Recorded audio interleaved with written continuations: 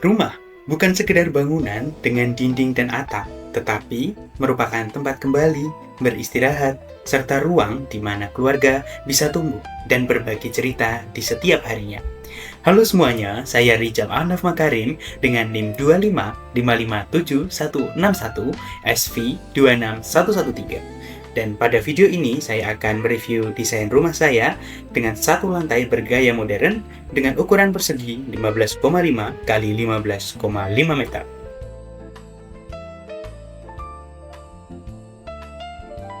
Kita mulai pembahasan dengan floor plan.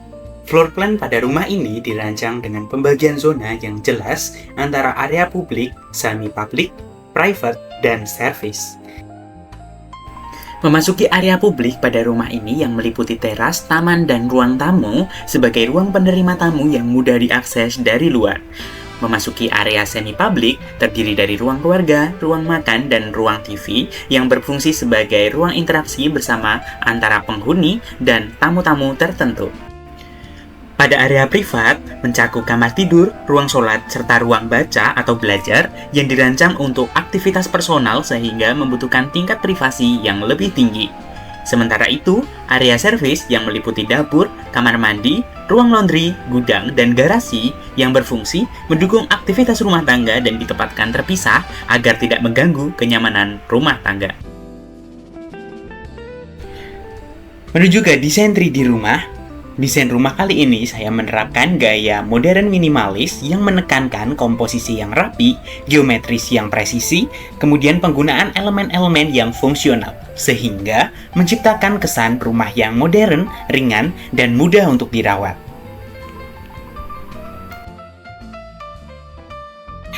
Memasuki area teras. Pada teras, struktur ruang berfungsi sebagai area transisi yang mengontrol pergerakan dari luar ke dalam rumah, sekaligus sebagai penyangga antara area publik dan ruang dalam.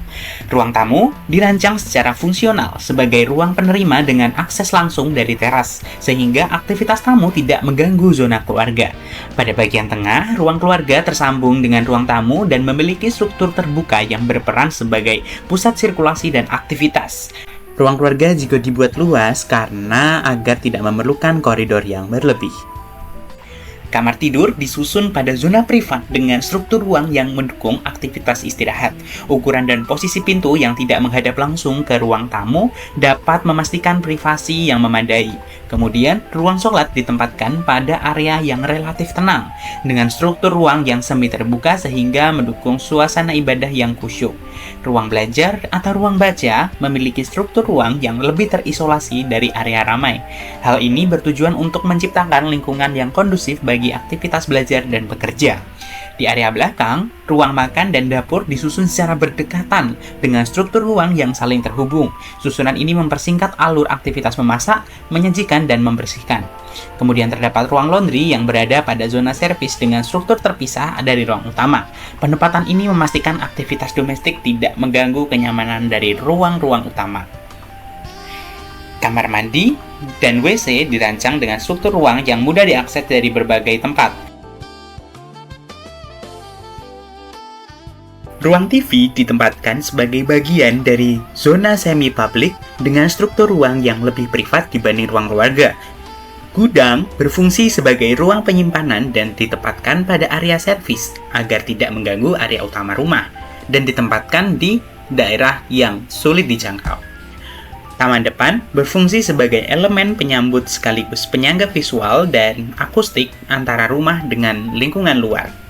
Taman belakang berfungsi sebagai ruang sebagai penghawaan dan pencahayaan alami sekaligus area resapan dan penyeimbang bangunan. Dan berikut merupakan video hasil render desain 3 dimensi rumah impian yang saya buat. Selamat menyaksikan.